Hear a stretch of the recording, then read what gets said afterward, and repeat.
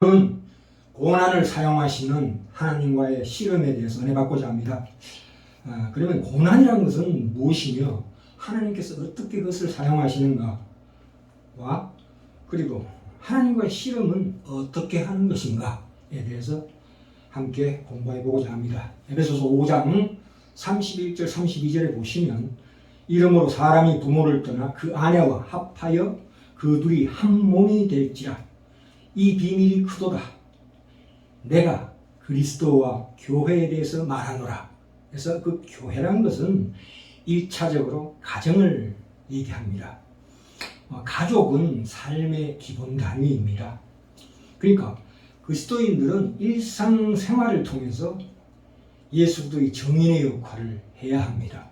우리 신구약 성경 보면 우리가 입으로 말로 복음을 전하는 것보다도 훨씬 더 많게 일상생활 속에서 하나님을 경배하는 의와 진리의 거룩함으로 살아가는 것이 가장 중요하다 이 말입니다. 그러니까 남자고 여자고 사람됨을 판단할 수 있는 그 장소가 어디냐?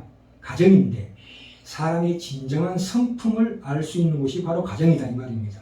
그러니까 내가 나의 개인 생활에 그 하나님의 원리대로 지켜지지 않는 그런 삶을 살면서, 그러니까 가정은 혼돈 상태에 있으면서 국가나 세계의 그 상황을 논하는 것은 무의미하고 공허한 메아리에 불과하다 이 말입니다. 자, 그러면 첫 번째로 이 고난이라는 것은 무엇인가에 대해서 한번 따져보고자 합니다. 이 고난은 특별히 외부로부터 오는 고난이 있을 수 있습니다. 어떤 우리 가족에게 어느 날 예고 없이 불시에 닥칠 수 있는 사고, 그러니까 사고죠, 사고. 교통사고나 어떤 그 전염병, 재해, 재난 이런 것들입니다. 그러나 기독교에서 얘기하는 고난이라는 것은 세상이 얘기하는 것과 좀 다릅니다. 그것은 믿음이니 영생이니 천국이라는 것도 세상이 생각하는 믿음이라는 것하고 성경이 얘기하는 믿음하고는 전혀 차원이 다른 문제잖아요. 그렇기 때문에 이 고난이라는 것도 더 깊이 들어가 보면 말하자면 사고나 어떤 재난으로 인해서 일어나는 어떤 상실, 가족을 잃었다 했을 때 거기서 오는 슬픔, 이런 것들은 사실은 이 모든 것들은 아담의 죄로부터 내려오는 인간의 죄가 이 땅에 관영함으로 인간의 자유의지에 의해서 벌어지는 사고인데, 이 비극적으로 끔찍하고 재앙 같은 이런 사고를 겪는 사람이 많죠, 의외로. 그러나 우리 기독교에서 얘기하는 고난은 이것도 포함하지만 특별히 내부로부터 오는 기독교적으로 가장 핵심적인 환난인 감정적인 환난을 이야기합니다. 그것은 뭐냐? 특별히 이제 물론 여기에 파생된 슬픔도 포함되지만 우울, 그 다음에 그때 불안, 자살 충동, 강박관념, 감정 조절 장애, 중독 이런 거죠. 특별히 우리는 이 우울증이라는 게 그 수치심이 동반되는 것이 우울증이거든요. 그것은 뭐냐면 나에 대한 분노죠. 나에 대한 분노에 대한 그냥 수치심이나 우울증, 이것이 결국 어디로 갑니까? 의학적인 용어이지만 그 공황장애로 갑니다. 저도 이런 걸 많이 겪어봤습니다. 그러니까 이건 뭐냐? 말하자면 타락한 본성이라는 거죠. 그러니까 우리 속에 다스려지지 않는 타락한 본성 자체가 고난이다. 이렇게 이해하시면 될 것 같아요. 네. 다시 한번 말씀드립니다. 우리 속에 처리되지 않는, 절제되지 않는 그 타락한 본성, 다스려지지 않는 본성 자체가 고난이라고 생각하면 됩니다. 그러니까 이 본성이라는 것은 말하자면 이게 죄악의 통로임과 동시에 축복의 통로입니다. 이기도 합니다. 그러니까 이것은 우리의 본성이지만, 그러니까 인간의 생명력이 여기에서 나오는 거거든요. 하나님의 형상을 닮은, 비록 타락되었지만 그 속에 하나님 형상이 살아있는 거거든요. 우리가 예수로 말미암아 구원받았을 때 하나님께서 거기에다가 우리의 나쁜 성격의 어떤 기질, 배의 방향을 조절하는 키를 달아주는 것과 똑같아요. 중생이라는 것이 바로 그런 거거든요. 거듭남. 그러니까 이 두 가지, 그러니까 우리 본성 속에는 죄악에 물든 타락된 본성도 있던 반면에 하나님의 형상을 닮은 본성도 있다. 이 모순 덩어리죠. 모순 덩어리에 찢어진 두 조각이다. 이렇게 이해하시면 될 것 같습니다. 우리가 감정적으로 자연스럽게 나오는 어떤 분노 같은 것을 원한으로 인한 어떤 분노, 우울 같은 수치심 같은 것을 억누르고 회피하는 것은 옳지 않습니다. 그렇게 해서 지어질 성질의 것이 아니다 이 말입니다. 그래서 이 결론은 뭐냐? 이 하나님과의 씨름이 필요하다 이 말입니다. 하나님과의 씨름이라는 것은 물론 하나님과의 씨름으로도 해결되고 그 안에 답이 있지만 어쩌면 그것은 평생에 걸친 작업이고 훈련일 수 있다. 왜냐하면 본성을 다스리는 일이기 때문에. 그러니까 내 십자가를 져야 하는 문제이기도 합니다.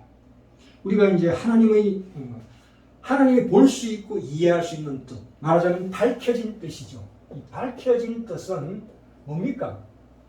말하자면 말씀이죠. 이 말씀은 뭡니까? 하나님을 사랑하고 내 이웃을 이웃같이 사랑하라는 말씀인데 그것이 한 번에 가거나 어떤 결심, 어떤 행동으로는 결코 이루어질 수 없는 겁니다.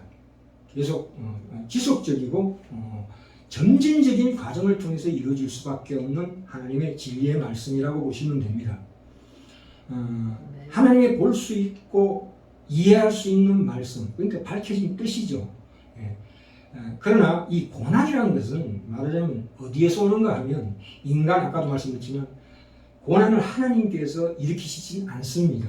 인간의 죄로 인한 사건, 사고로부터 옵니다만 하나님은 그 사건, 사고를 통해서 우리를 바꾸기 위해서 그것을 하나님께서 사용하시는 도구예요. 고난이라는 것은. 고난은 우리를 바꾸시기 위해서, 고치기 위해서 하나님께서 사용하시는 도구다. 이렇게 이해하시면 됩니다. 그러니까 그것이 뭐냐? 결국 우리가 지금 고난 그 당시에는 결코 볼 수 없고 이해할 수 없고 헤아릴 수 없이 불가사의한 감추어진 하나님의 뜻이다. 이렇게 이해하시면 됩니다. 네. 그런데 이 우리가 고난을 생각할 때에 이 고난을 우리가 선택하지는 않습니다. 고난을 우리가 내가 선택하는 사람도 없을 뿐더러 아마 지금도 고난을 선택하라고 그러면 선택할 사람은 아무도 없을 것입니다. 고난을 위해서 기도할 필요는 없습니다. 그러나 이 고난이 하나님의 은혜로 우리에게 가져다 줄 수 있는 참 좋은 결과가 우리를 기다리고 있다 이 말입니다. 그래서 바울에 대해서 육체의 가시를 제거해 주지 않으시기로 했었을 때 그 바울이 이렇게 고백합니다. 그러므로 내가 그리스도를 위하여 약한 것들과 능욕과 궁핍과 박해와 공고를 기뻐하노니 이는 내가 약한 그때에 곧 강함이라. 이렇게 나옵니다. 고린도후서 12장에 나오지요. 그러니까 우리를 바꾸시기 위해서 사용하시는 도구가 환난이다. 그건 환난은 사건이나 사고, 고난은 결국 하나님께서 일으키시지 않으시지만 그 속에서 더 좋은 것을 우리를 위하여 일으키시는 하나님이시다. 이렇게 보시면 됩니다. 하나님께서 가장 즐겨 사용하는 것이 역경입니다. 이것이 고난이죠. 로마서 5장에 보시면 3절에서 5절 사이에 나옵니다. 아시다시피 우리가 환난 중에도 즐거워하나니 이는 환난은 인내를, 인내는 연단을, 연단은 소망을 이룬 줄 알미라. 이렇게 나옵니다. 그러니까 소망이 우리를 부끄럽게 아니하면 우리 속에 있는 성령께서 하나님의 사랑이 우리 마음에 부음바 되미니 이렇게 합니다. 하나님 우리를 바꾸시기 위해서 환난을 사용하신다고 합니다. 야고보서 1장 2절에도 너희가 여러 가지 시험을 당하거든 온전히 기쁘게 여기라. 이는 너희 믿음의 시련이 인내를 만들어낸 줄 너희가 알미라. 이렇게 나옵니다. 환난은 영적 성숙에 꼭 필요한 겁니다. 왜냐하면 그 환난이나 역경을 통해서 우리가 진정으로 필요한 것이 무엇인가를 깨닫게 하기도 하고 또한 우리의 연약함과 결점과 우리 속에 있는 본성의 죄를 들여다보게 합니다. 그래서 그걸로 말미암아 우리를 하나님께로 몰아간다 말입니다. 환난 자체는 나쁘지만 환난이 하는 일이 너무너무 좋은 일입니다.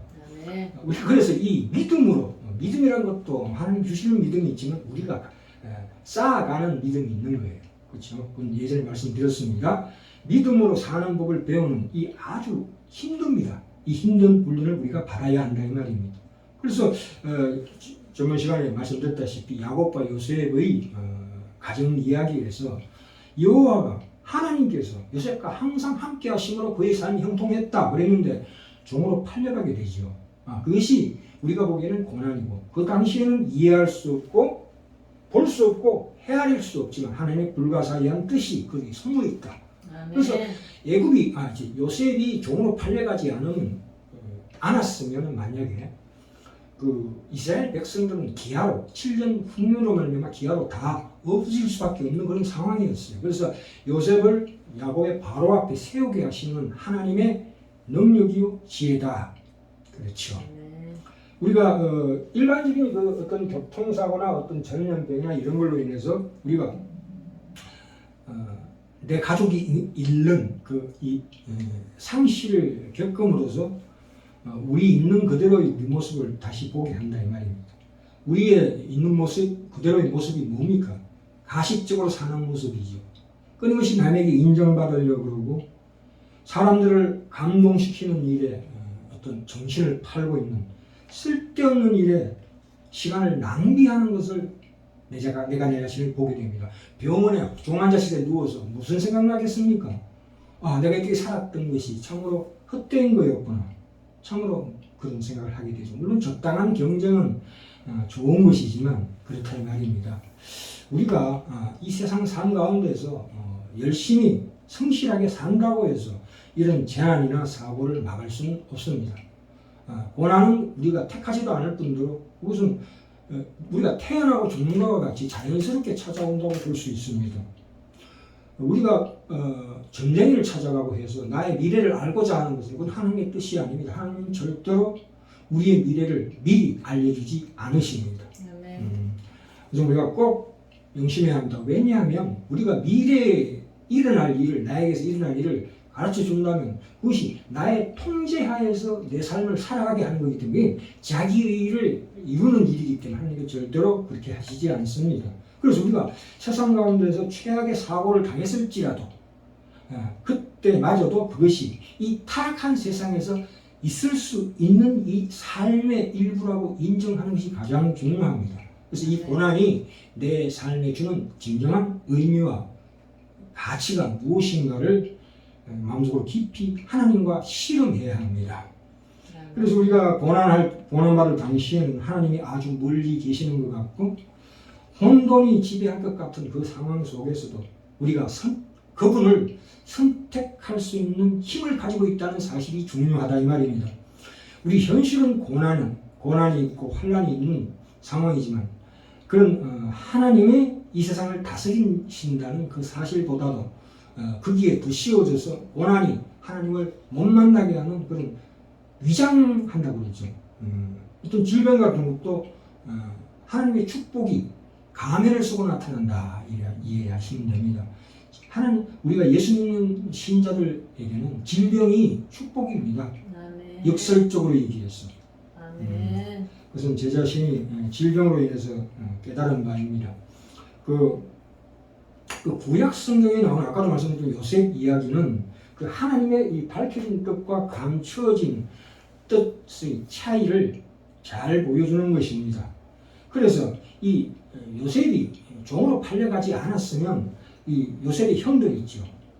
그들이 죄책감으로 말미암아 이제 하나님 앞으로 더 나아가게 하지 못합니다. 그죠?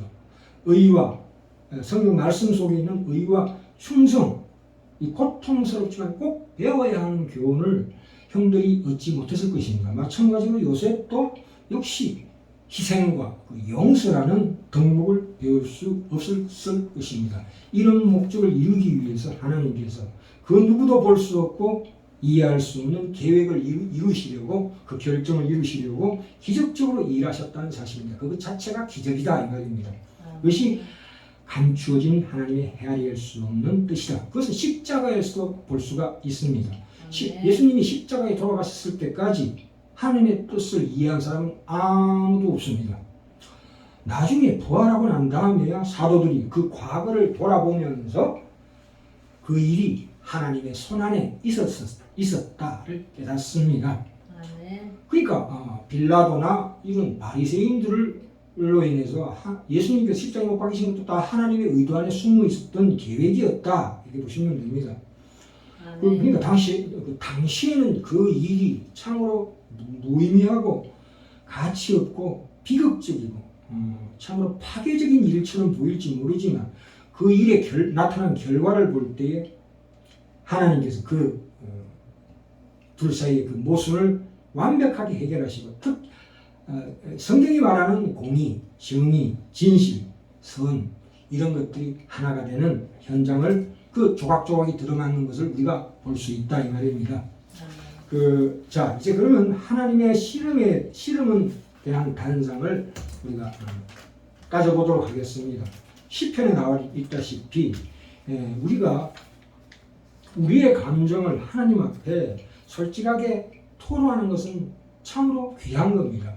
왜냐하면 우리가 사고나 어떤 상실, 어떤 슬픔, 우울로 말미암아 발생하는 어떤 분노나 이런 것들은 이 감정입니다. 이 감정이라는 건 우리 영혼의 반사신경이라고요.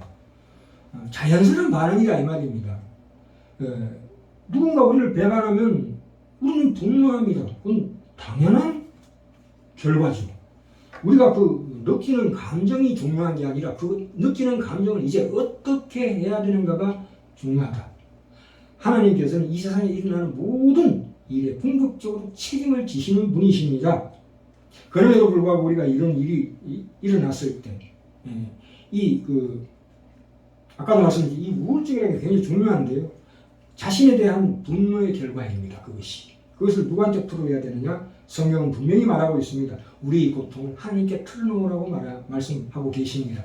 하늘을 향해, 하나님을 향해 감정을 터뜨리는 것입니다. 그것이 원한이든 증오심이든 복수심이든 절망감이든 하나님께 터뜨림으로 말미암아 주변에 다른 사람에게 미치는 영향을 최대한으로 감소시킬 수 있는 능력이 있는 겁니다. 150편에 달하는 시편은 우리에게 그 모범을 보여주고 있습니다. 이 시편을 보시면 감사, 기쁨, 하나님을 찬양하는 긍정적인 감정뿐만 아니라 분노와 절망 같은 그런 부정적인 감정까지도 어떻게 표현해야 되는지 우리에게 보여주고 있습니다. 시편을 보시면 늘 우리가 기분 좋은 상태로 기도하라고 말씀하시지 않습니다. 내 지금 있는 그대로, 모습 그대로 기도하는 것이 가장 좋은 상태다 이렇게 말하고 있습니다. 물론 하나님께 경의를 표하는 것은 옳은 일이지만 그러나 우리의 분노와 실망을 함께 표현하는 것도 허용되어 있습니다. 칼빈이 그랬습니다. 이 기도 속에 하나님을 원망하는 기도 속에 뭐가 들어있느냐? 그것은 우리의 감정을 거울에 비치는 것과 똑같다. 성령님께서 우리의 마음속에 깊은 마음속에 흐르는 그 상실감이나 슬픔이나 두려움, 의심, 혼돈, 혼란, 더 나아가서 하나님을 거부하려고 하는 마음까지 그 거울에 비추게 합니다. 우리는 하나님을 믿으면서도 하나님을 끊임없이 거부하는 그런 속성이 있는 거예요. 그걸 우리로 하여금 비춥니다. 그런 시편은 그런 부정적인 감정들을 말로 표현합니다. 그러니까 이 불평들이 시편의 기자들이 하나님 앞에 주저없이 불평했습니다. 실험했다 이 말입니다. 하나님께 탄식했습니다. 하나님 앞에서 울었고 심지어 고통과 불행을 하나님 탓으로 돌리기까지 했다 이 말입니다.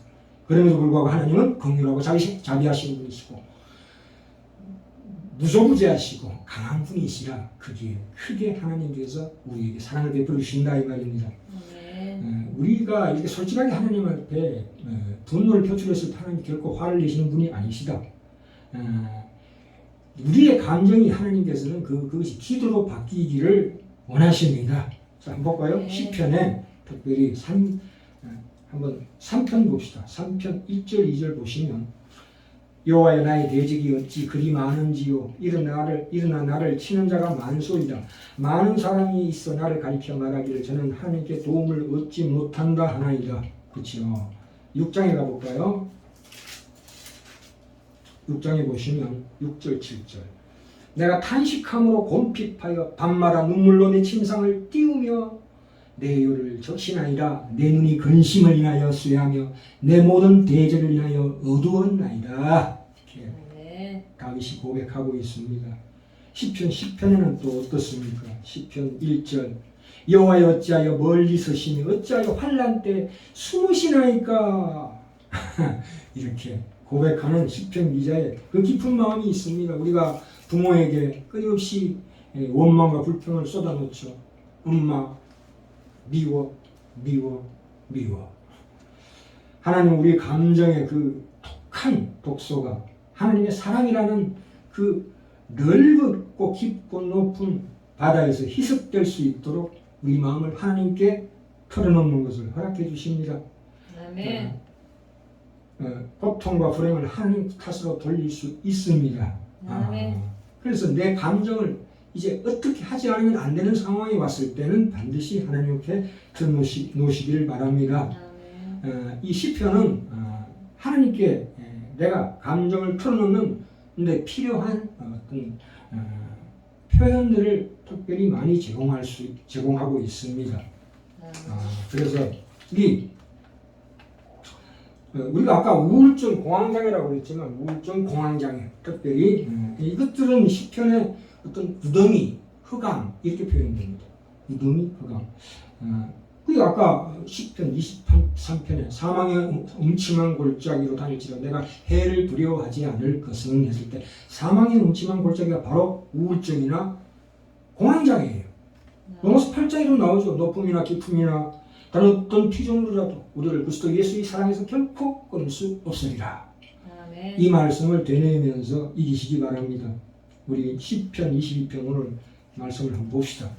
시편 22편 1절 내 하나님이여 내 하나님이여 어찌 나를 버리셨나이까 어찌 나를 멀리하여 돕지 아니하옵시며 내 신음하는 소리를 듣지 아니하시나이까. 이게 누구의 기도입니까? 내 하나님이여 내 하나님이여 어찌 나를 버리셨나이까. 예수님의 기도입니다. 참 보시는 김에 6절 7절 볼까요? 나는 벌레요 사람이 아니라 사람의 회방거리요 백성이 조롱거리이니이다. 나를 보는 자는 다 비웃으며 입술을 삐죽이고 머리를 흔들며 말하되. 예수님 십자가 앞에 서 있는 사람들 표현하고 있습니다. 14절부터 18절까지 제가 읽겠습니다. 나는 물같이 쏟아졌으며 내 모든 뼈는 어그러졌으며 내 마음은 천밀 같아서 내 속에서 녹았으며 내 힘이 말라 질그릇 조각 같고 내 혀가 이틀에 붙었나이다. 주께서도 나를 사망의 진토에 두셨나이다. 개들이 나를 에워쌌으며 악한 무리가 나를 둘러 내 수족을 찔렀나이다. 내가 내 모든 뼈를 셀 수 있나이다. 저희가 나를 주목하여 보고 내 겉옷을 나누며 솥을 지리 뽑나이다. 대단한 기도입니다. 기도는 인간의 마음속 가장 깊은 것을 표현해야 합니다. 그래서 자신이 느끼는 이 고통을 주님과 함께 나눈다면 분명히 하나님께서 우리에게 그 큰 확신과 위로를 풍성하게 얻을 수 있을 것입니다. 그것을 우리와 하나님께 싸우라, 하나님께 실험해라는 뜻입니다. 그 마태복음에 보시면 예수님께서 참 그 고난의 잔을 마시지 않고 지나가게 해주시기를 기도합니다. 참 고민하고 슬퍼하시는 그 예수님의 모습 누가복음에도 나오죠. 땀이 땅에 떨어지는 핏방울같이 되었다. 드디어 십자가에 달려 그 6시간 동안을 고통 속에서 예수님께서 하신 7마디 말이 나옵니다. 아람어입니다. 엘리 엘리 라마 사박다니 하나님이 나를 어찌 버리시나이까. 참 믿기지 않습니다. 하늘에 계신 하나님 아버지에게 버림받은 자신의 고뇌와 슬픔을 예수님은 망설임 없이 표현하셨다 이 말입니다. 자신의 감정을 기도로 성화하셨다. 예수님의 그 숨겨진 그 감정은 드디어 하나님께로 이끄는 통로가 되었다. 다리가 되었다 이 말입니다. 야곱도 마찬가지죠. 야곱 나루에서 환독대가 부러지는 고통을 당하면서도 결코 자기 자신을 포기하려 하지 않았던 야곱의 그러나 하나님 붙들고 늘어진 그 하나님과의 씨름이 우리에게 주는 교훈이 크다고 생각합니다. 참으로 이 시편은 영성생활에 유익한 참으로 도구입니다. 시편을 기도로 사용해서 하나님의 이 말씀을 다시 하나님과 함께 교제하는 그 말씀으로 삼으시기 바랍니다. 아멘. 그래 성경 표현을 그렇게 쓰시라 이 말입니다. 자, 끝으로 예수님의 그 십자가상에 돌아가실 때 그 고통, 그렇기 때문에 나의 고통을 잘 아십니다. 우리 일상의 고통을 예수님은 너무나 잘 아십니다. 십자가의 죽음 앞에서 참으로 슬퍼서 몸을 뜨시던 예수님, 거기에서 예수님 안에서 하나님의 눈물을 봅니다. 만물을 다스리는 주권자 하나님, 내가 살고 있는 일상의 고난의 그 고통을 함께 겪으신 하나님이다. 그분 고통당할 때 우리에게 가까이 다가오시는 분입니다. 아멘. 연약하고 상처받기 쉽고 눈물을 많고 슬픔을 잘 아시며 세상의 슬픔을 잘 볼 줄 아는 고통받는 하나님이시다. 뜻입니다. 아멘. 그래서 우리는 우리의 머리로는 의심과 믿음을 함께 품을 수 있습니다. 한쪽은 하나님을 거부하고 의심하는 것일 수도 있지만 또 한쪽은 믿음으로 선택할 수 있는 우리의 지성을 주셨다. 또한 아멘. 감정적으로는 슬픔과 고난을 당해서 슬프다. 이제 하나님을 그러나 하나님 앞에 섰을 때 시편의 기도를 되뇌었을 때 그 속에 진정한 기쁨을 우리에게 주시기도 합니다. 슬픔과 기쁨이 함께 요동치는 우리의 가슴이 됩니다. 또한 더 중요한 우리의 영혼의 현주소인 의지. 그것은 하나님을 내가 선택할 수도 있고 하나님을 거절할 수도 있다. 그런 의지를 주셨습니다. 그 자유의지를 가지고 참으로 참되게 그분께 우리가 나아가야 합니다. 아멘. 참 우리가 어떤 사건이나 사고, 어떤 질병 속에서도 그 질병이 생긴 그곳에 하나님이 보이지 않게 내 곁에 서 계시다는 것을